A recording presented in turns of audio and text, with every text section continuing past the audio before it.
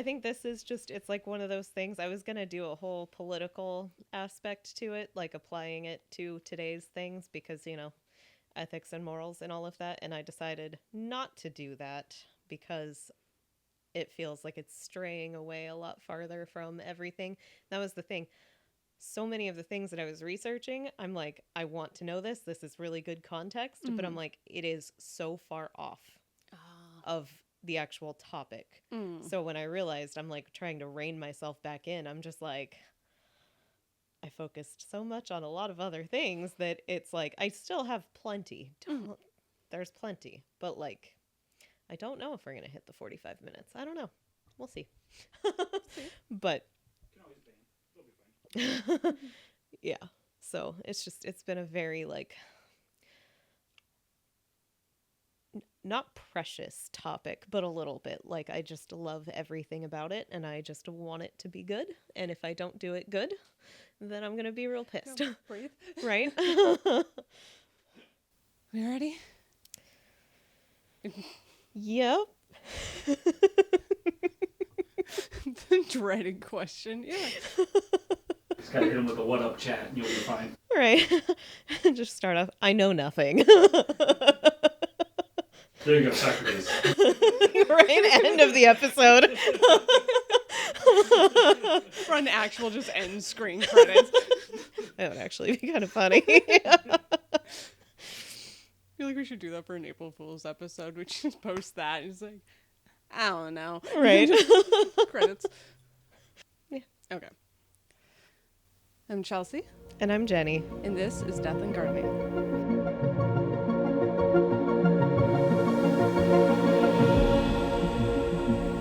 Okay.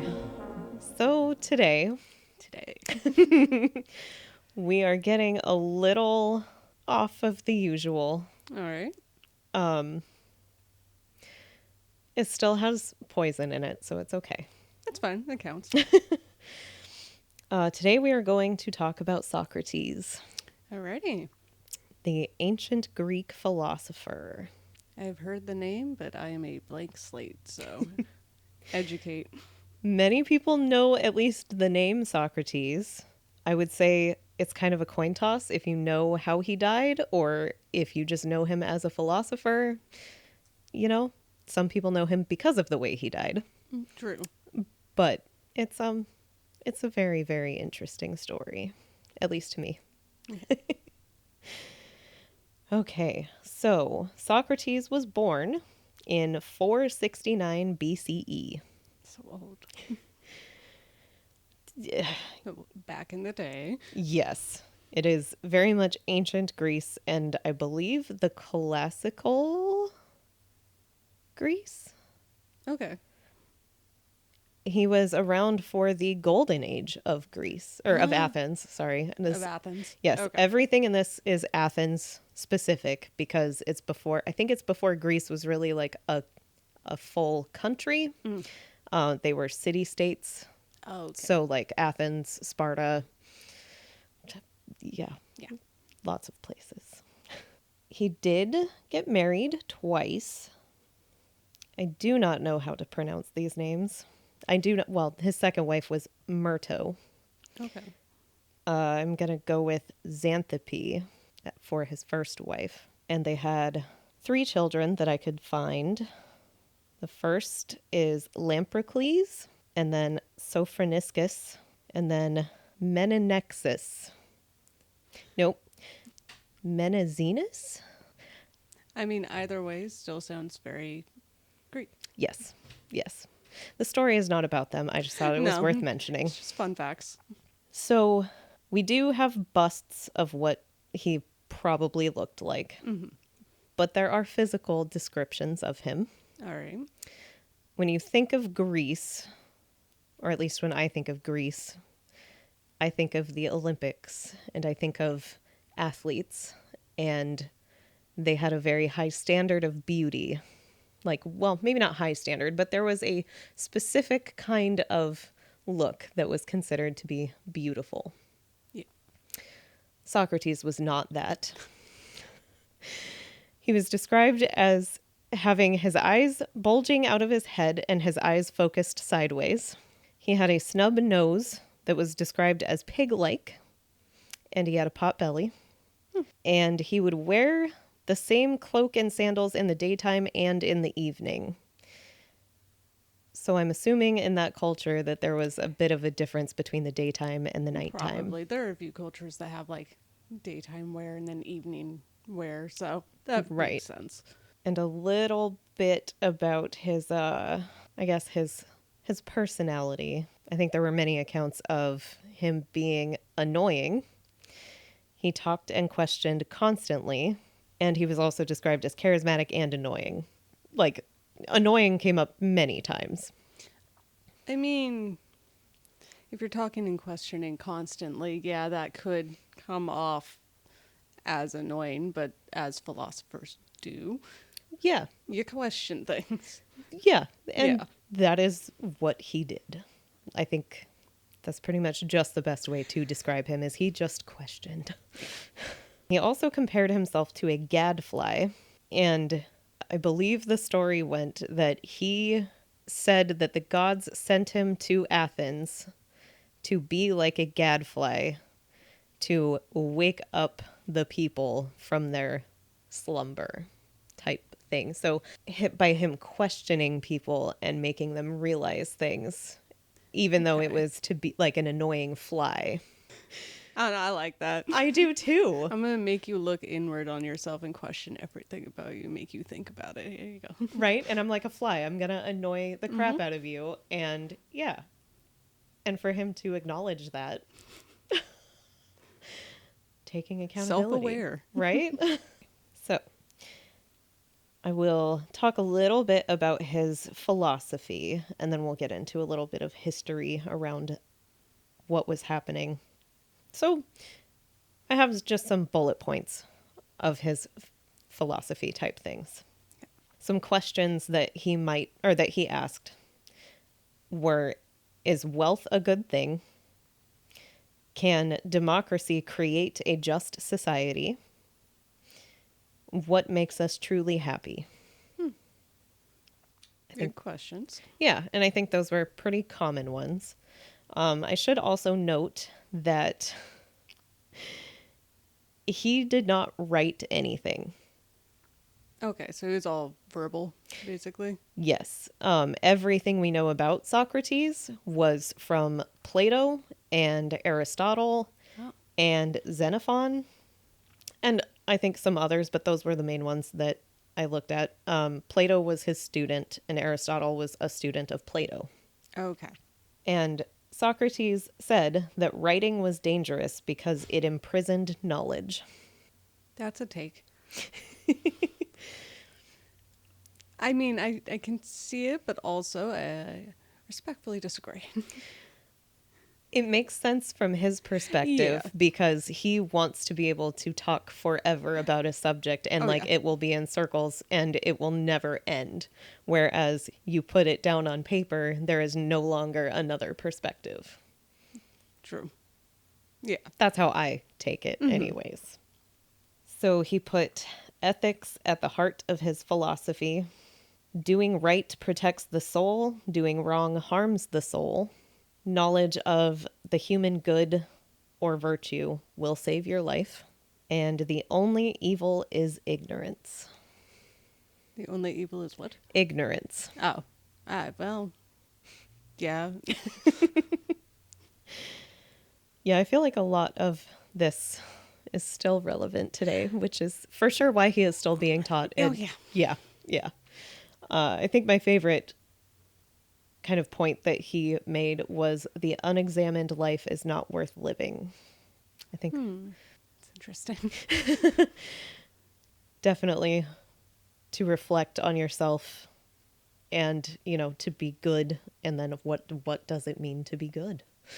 And then we start the Socratic method. So Socrates would ask questions, ask for definitions, poke holes in the answer, and make them rethink their definition. So like that, like, what is good? What is being good? Yeah.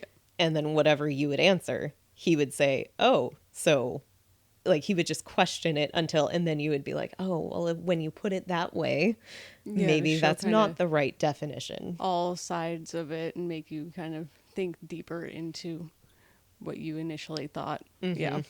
Socrates also believed that he needed to teach people because anyone could serve as a judge or jury. If they convicted someone who was innocent, the innocent would only suffer physically, and the jurors would suffer, like their souls would be harmed and they would be the guilty. And, like, basically, the victim in the situation was fine, but the people who convicted them were not great. He also claimed to be ignorant, Just which, in general, or so a lot of it was everybody, well, a lot of people thought he was very wise. And there is a story about, I cannot remember the person that went, but somebody went to the oracle at Delphi, and asked, is there any man wiser than Socrates? And the oracle said, no, like Socrates is the wisest man. But he would claim that he was not wise. I mean, as And a philosopher or someone who is honestly considered wise would do. It's like, yeah, cool, but I'm not. I'm still learning all the time, and just here, just like you. yep. Yep. And there was a story, one of the books that I read for this, of Socrates talking about going to several different people that he thought may be wise people. Okay. But after talking with them, realized that they were not wise. Like he went to poets and he was like, well, they write beautiful poems. Oh, They, they seem like they would be very wise people. they're very well worded, and yeah. Yeah. And after speaking with them, he was like, they can write well, but they don't know what it means. Awesome. So I guess I skipped over a tiny bit of his background also. Okay. So he was educated. His father was a stonemason and his mother was a midwife. So they made sure he was educated, and I cannot remember who he learned from. As much research as I did. But he was also a soldier, and he did go to different places, battles, and I don't remember that there were that many because I think it was a pretty young age where he decided he wanted to basically just learn and go and travel, and yeah, I'm a little vague on the timeline on that one, but he seemed pretty young to decide he was better off learning. Okay, so we'll get into a little bit of the history because it is very, very important, at least in my opinion. Hello, Phoebe. Are you going to help?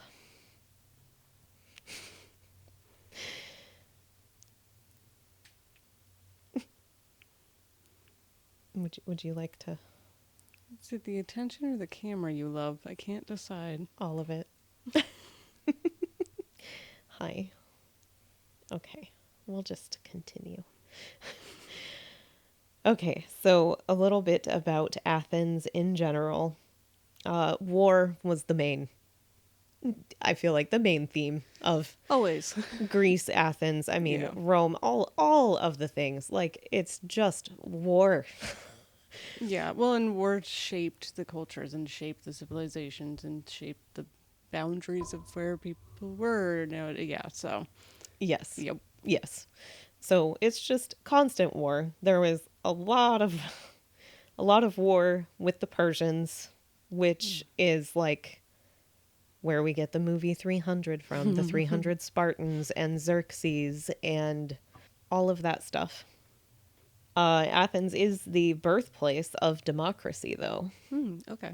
which I thought was really. I don't think I knew that. I didn't, but makes sense. Yeah. So, part of the time that Socrates was alive was the golden age of Athens, and it was specifically under Pericles as the leader. And during that time, I believe it was Sparta that had invaded or attacked Athens and basically forced the residents of Athens into the city walls. So they were like just forced to be in there and or fight. I'm not sure that they really fought too much, but I'm sure they did because that's all they did. But I think they were more just being kind of secluded and, well, yeah, if it was the residents, I guess, yeah, they were in the city walls. That's the main thing. Yeah. Where all of them being so close together was not a good thing because a plague happened.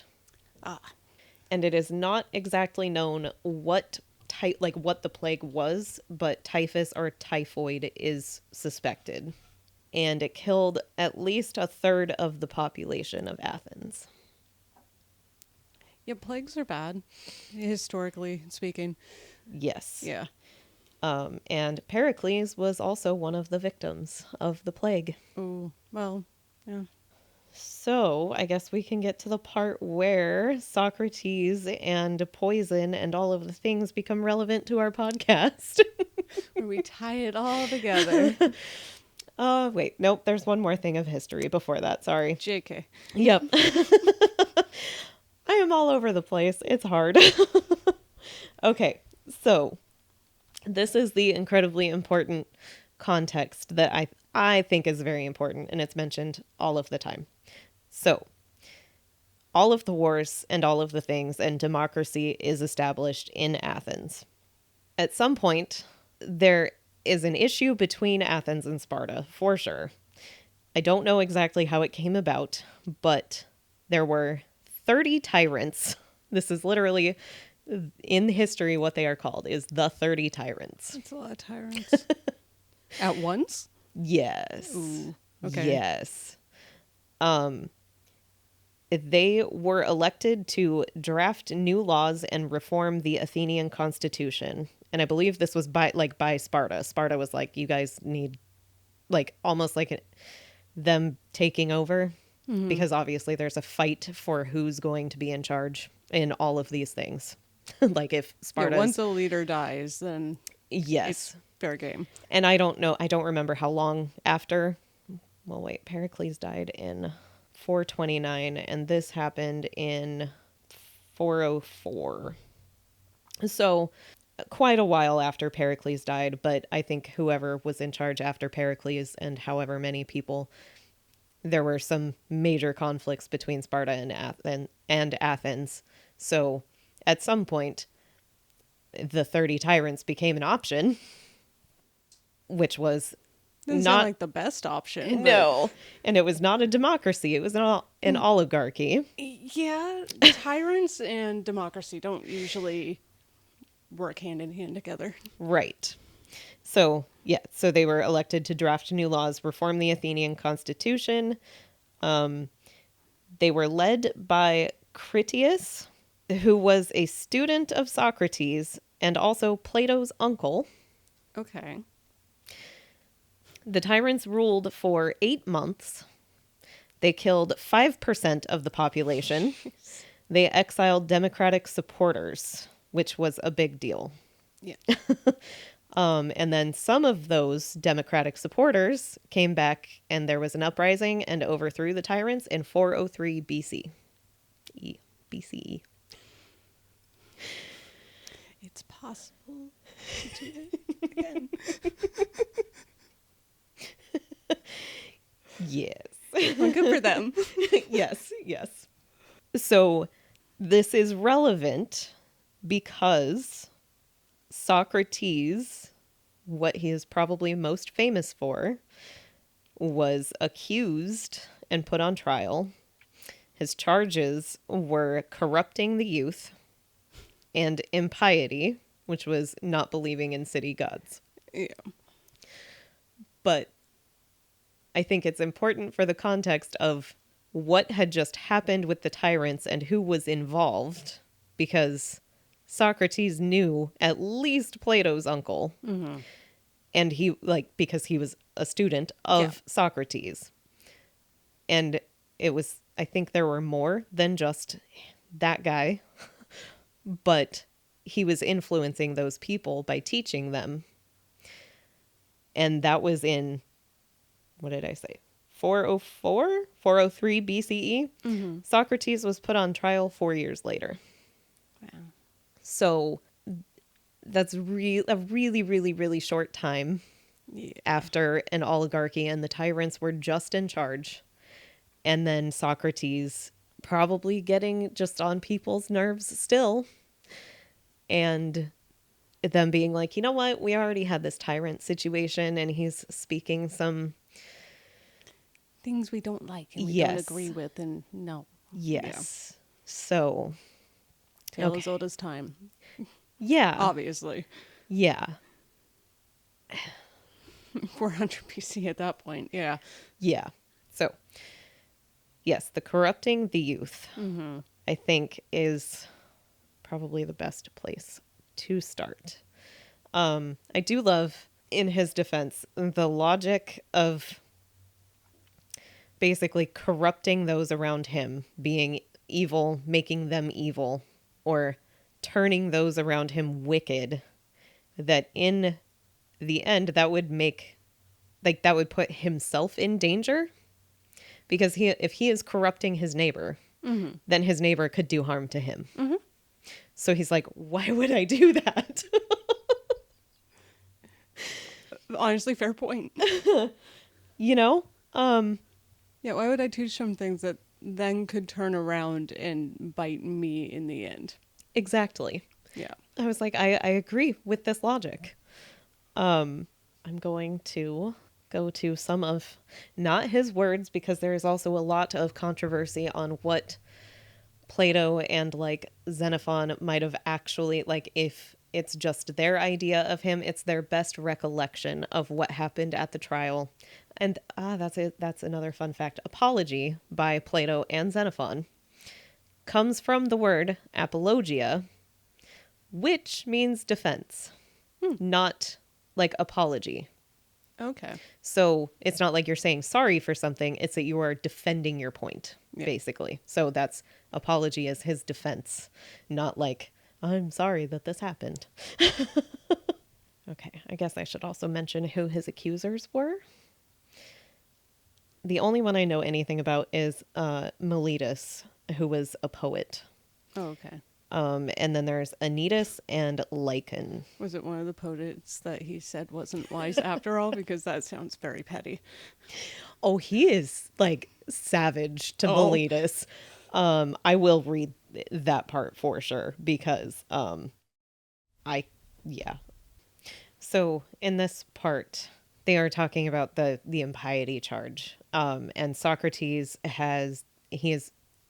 this is the recollection of his trial and his defense and him, and they only spoke. They didn't write things. It was only good speeches. What was the piety charge about, or does this get into it? Yes, Okay. this is it's that he doesn't believe in the city gods or in the gods. That is the charge. Meletus vehemently, like, he is very, very. But didn't Socrates say that he was sent by the gods to? Okay. Yes, actually. Not to throw a wrench into his plan, but yeah. Anyway, continue as you were. So Socrates says, and so, Meletus, you really think that I do not believe in any god? Meletus answers, I swear by Zeus that you believe absolutely in none at all. Socrates' response, nobody will believe you, Meletus, and I am pretty sure that you do not believe yourself. I cannot help thinking, men of Athens, that Meletus is reckless and impudent, and that he has written this indictment in a spirit of mere wantonness and youthful bravado. Has he not compounded a riddle, thinking to try me? He said to himself, I shall see whether the wise Socrates will discover my facetious contradiction, or whether I shall be able to deceive him and the rest of them. For he certainly does appear to me to contradict himself in the indictment, as much as if he said that Socrates is guilty of not believing in the gods and yet of believing in them. But this is not like a person who is in earnest. Burn. Right, the nobody will believe you. Yeah, no. I don't think you believe yourself either. Liar. Yes. Yeah. So I think that was, I mean, there's a lot of defense in this book, and I'm not going to read the entire thing, but that was a lot of the impiety, like, defense. What is the book, if people want to check it out? Apology by Plato. Okay. This one is by Plato, right? Yes. No? I don't know. It's either by Plato or by Xenophon. I've read them both. Both good reads. Check them both out. Yes, there's a lot of books. So I will also go back to the corrupting the youth, I believe. Oh, I guess another one where it feels like a pretty good insult to Meletus. He says that I am a doer of evil and corrupt the youth. But I say, O men of Athens, that Meletus is a doer of evil, in that he pretends to be in earnest when he is only in jest, and is so eager to bring men to trial from a pretended zeal and interest about matters in which he really never had the smallest interest. And the truth of this I will endeavor to prove to you. Yeah, that's a good one, too. Yeah, he really is just calling Meletus out on all of his crap. Yes. Yeah. Yes. Yeah, I have a lot of quotes about a lot of different things that I cannot find at the moment. I also highlighted like half of the book. I see that, actually. So, from here. yeah. Yeah, that's a bit. There's like one sentence in that first chunk that's not highlighted. Right? Yeah, it's a lot. It's a lot of highlighting. Okay. Well, I'm going to sum up at least one of the stories that was sort of his proof on why he was like that he has always lived his life as a good man. Okay. Because that was his whole thing. He wanted to live a good and just life, and being good was, you know, the protecting the soul, and that's what he believed. Yeah. So I don't know what year this was, but he was a senator, not in Athens. And he was involved in a trial of generals who did not retrieve the bodies of the slain soldiers. And they wanted to try all of the generals together, but that was against the law. They were supposed to be tried, I'm assuming how I have taken it is they needed to be tried individually for their crimes. And they wanted to just group them all together, try them all at once. And at least that's what I remember. So Socrates, being the good man that he is, did not want, like, he opposed that very, very much. He was like, no, we're not going to have a trial that is against the law. Yeah. So he was So he was for trying them all together as like trying them separately. separately. Yeah. Yes. Okay. So he was the only one that opposed. They threatened to impeach him and arrest him. Jeez. And one account that I read said that he was president the one day, and then they had a discussion, and then the next day he was no longer president or there. So he left, and they went on like with the trial without him. They found the generals guilty and I believe sentenced to death. And one account that I read said that they regretted it later. And I was like, wow, imagine that. It's like you should have listened to Socrates. Yeah. Weird. But yeah, he did not want to be a part of the injustice. And I'm like, that being his, sort of one of his defenses in his trial of, look, I have always been this way. Yeah.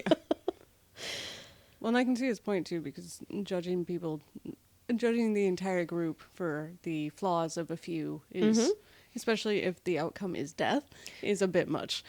Yes. Yeah. So. Yes. Yeah. I'm with him on that. Yeah.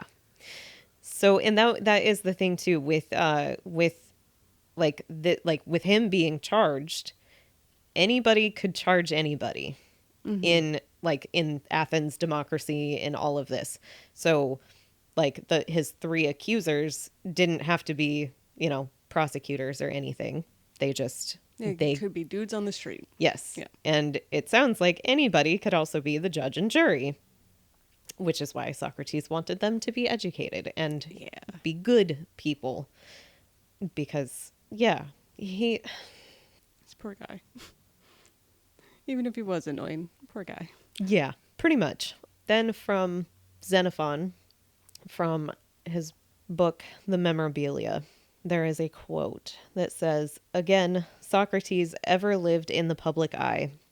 At early morning, he was to be seen betaking himself to one of the promenades or wrestling grounds. At noon, he would appear with the gathering crowds in the marketplace. And as day declined, wherever the largest throng might be encountered, there he was to be found, talking for the most part, while anyone who chose might stop and listen. Yet no one ever heard him say or saw him do anything impious or irreverent."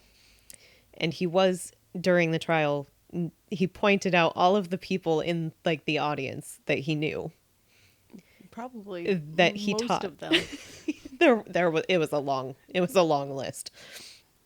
And he was saying any of them could come forward and be a witness on behalf of the accusers. Mm-hmm. None of them did. So it kind of just feels like Miletus had a bit of a grudge against Socrates. And I can understand the coming out of an oligarchy, just getting democracy back, the connection with the tyrants. I can understand why they would be paranoid. But Miletus just feels like he just had it out for Socrates. Yeah, well, with the way Socrates called him out, I can imagine. Yeah, a little It bit. struck a nerve because it was probably correct. Yeah, Yeah. yeah. In the end of the trial, which was one day, Okay. which Socrates did also complain that he was limited on time, that he could present his own defense. So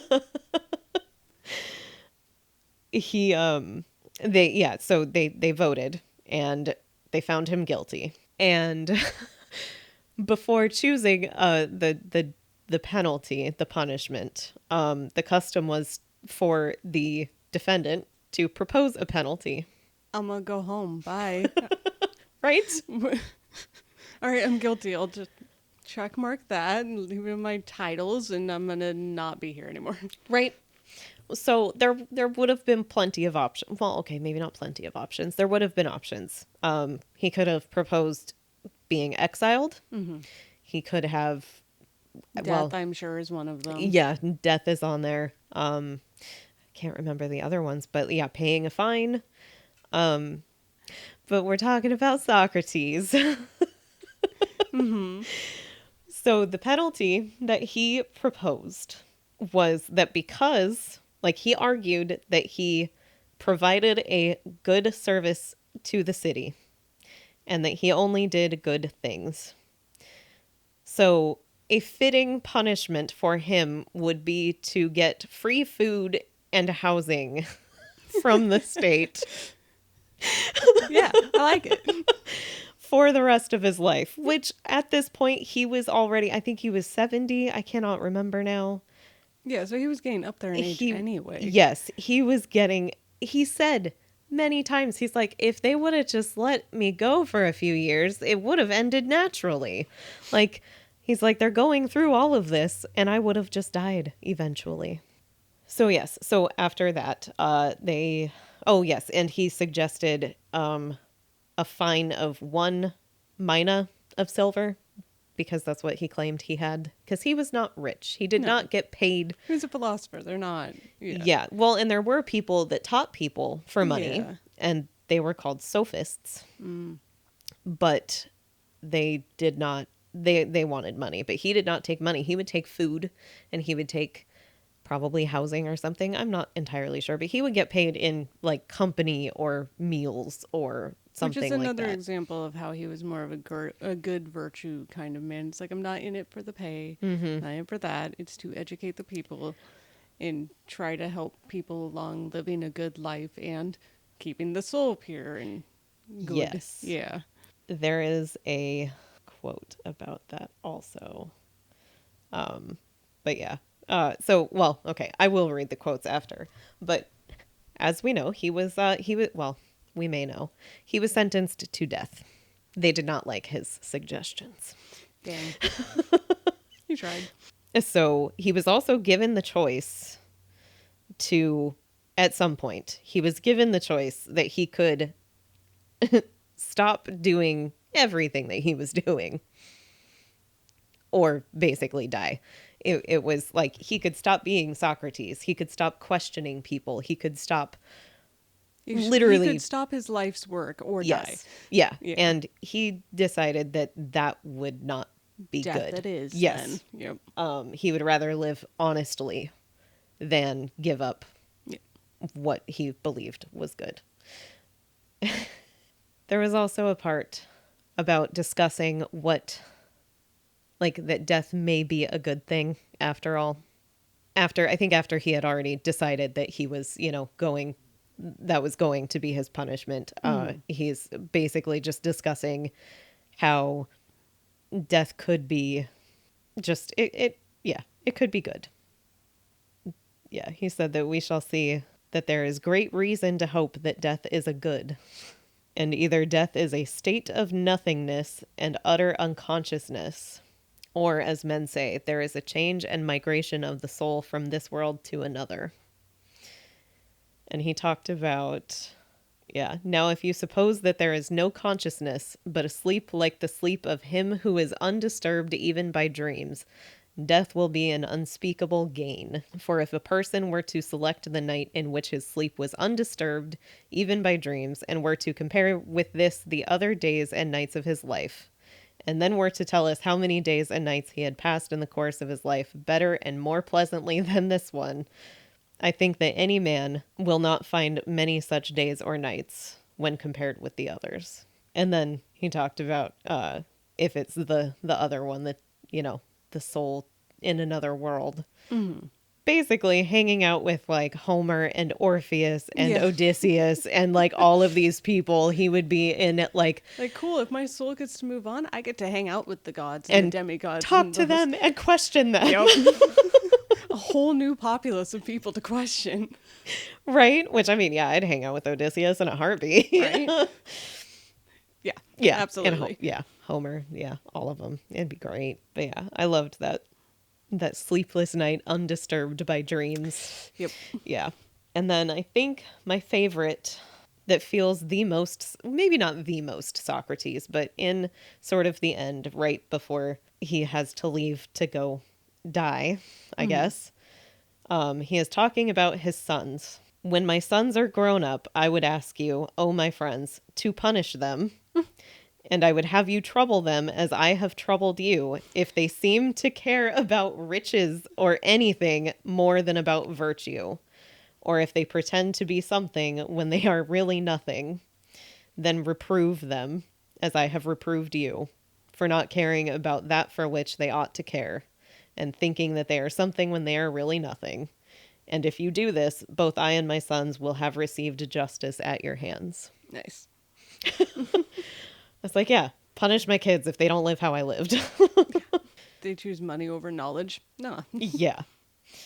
Okay. So then the part that is actually relevant to our podcast and plants and all of the things. Mm-hmm.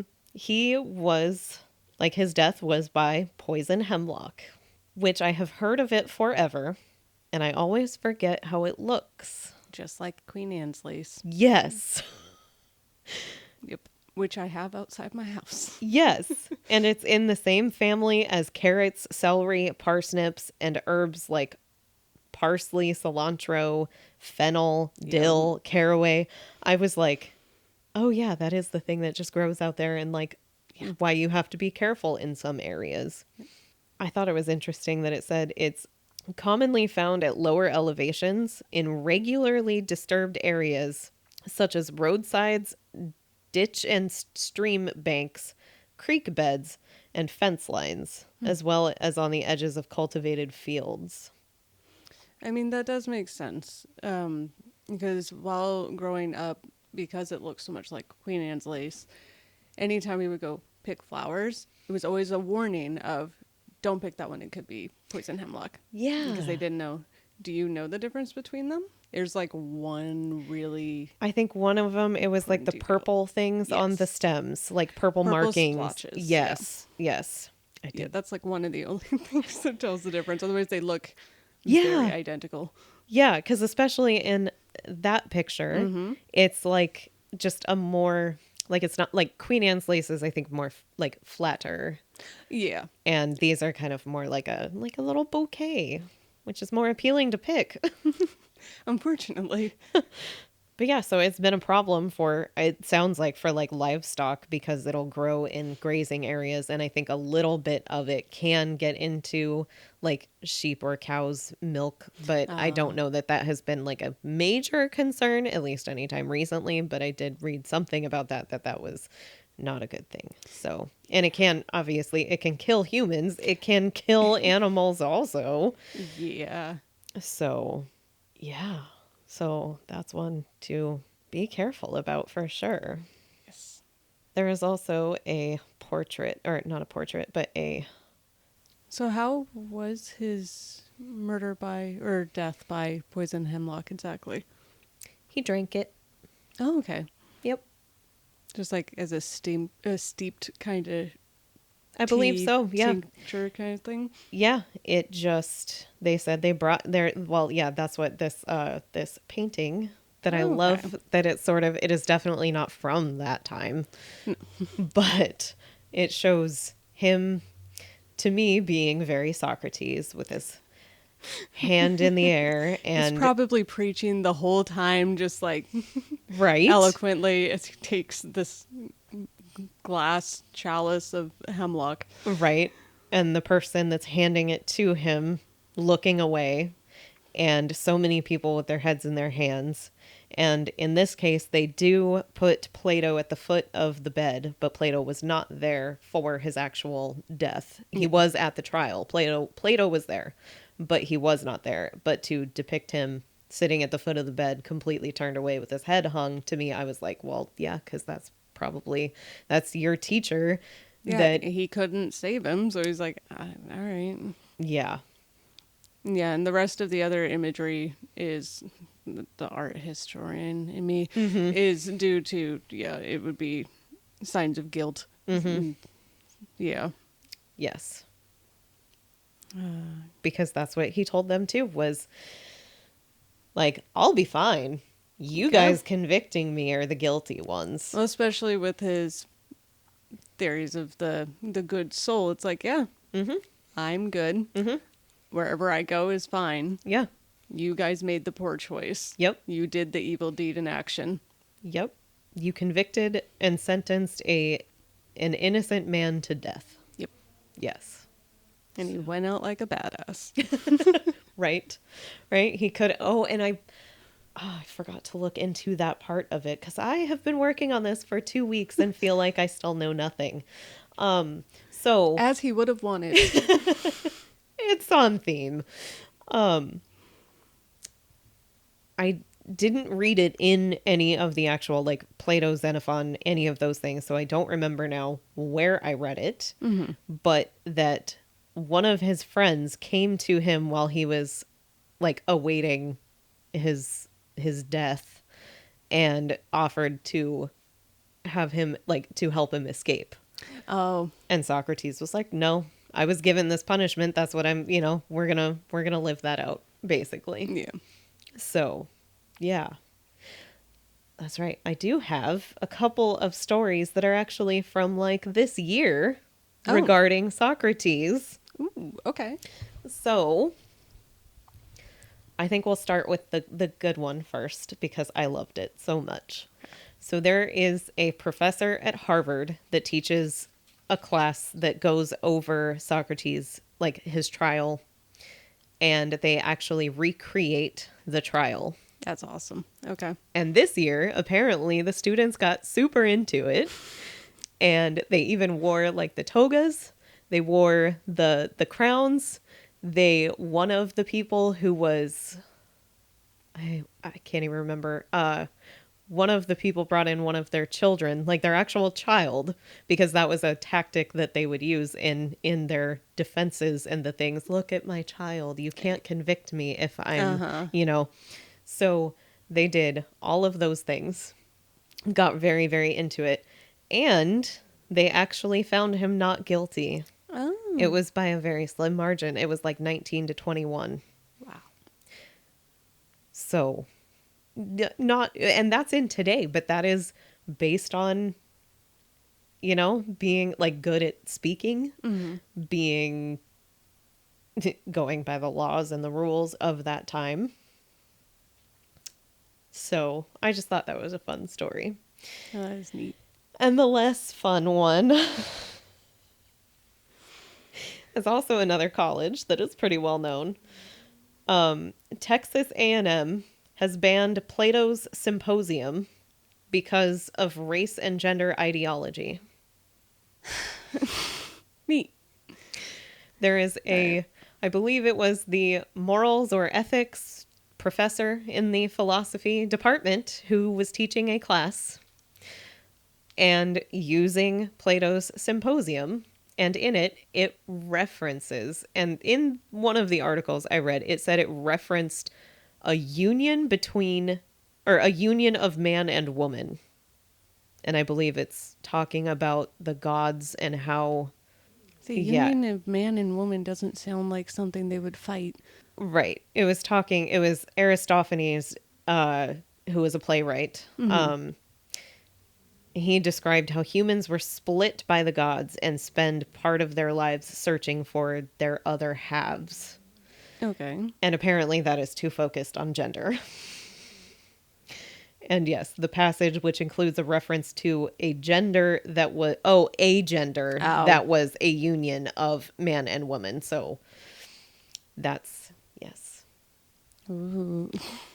I have so many things that I want to say, and I'm going to not do that right at this moment. So they did make sure to say that they did not ban Plato entirely, just Symposium. Okay. Yes. We're not banning all of it, just this one. Yep. Okay. Just add it to the rest of the banned books. It's fine. Everything is fine. Everything is so fine. Right. Insert everything is awesome here. Yeah.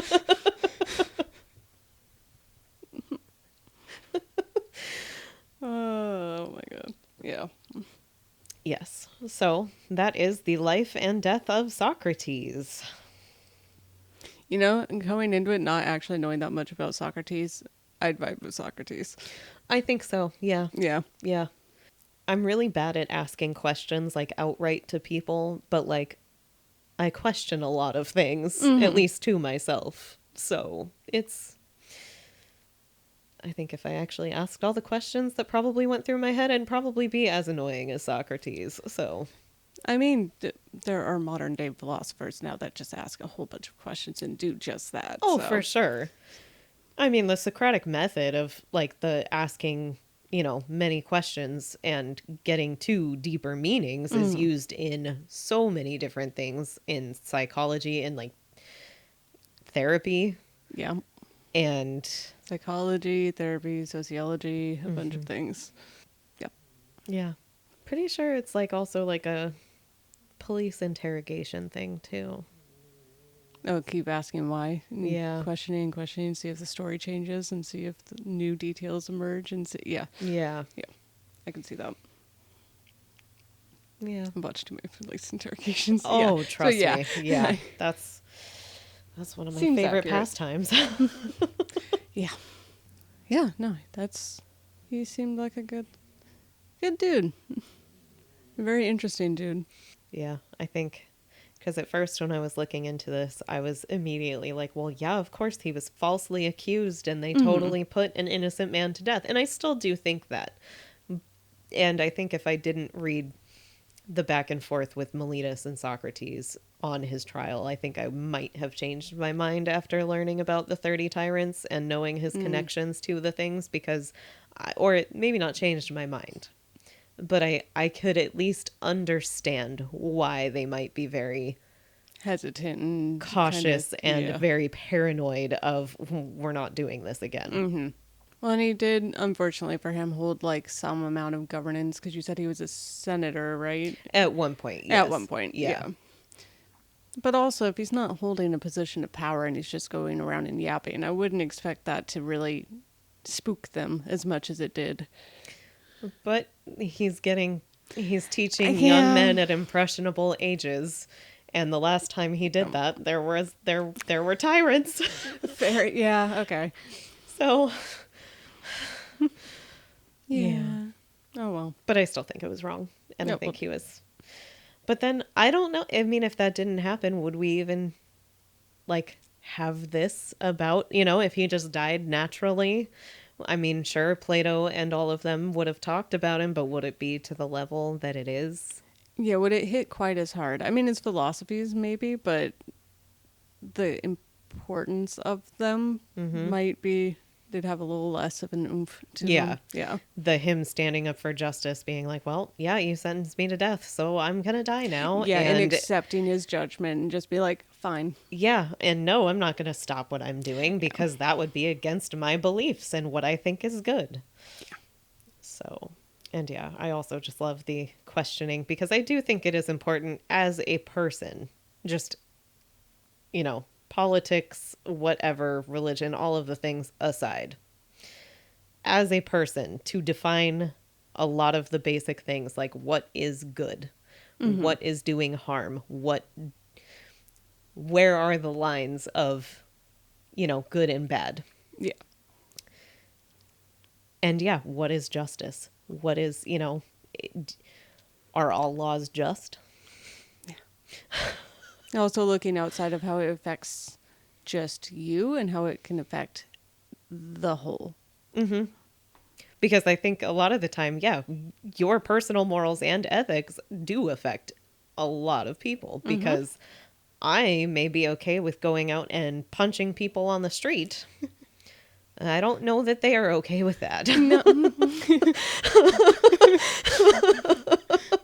Like, usually, no. But would I be wrong if I believe that's right?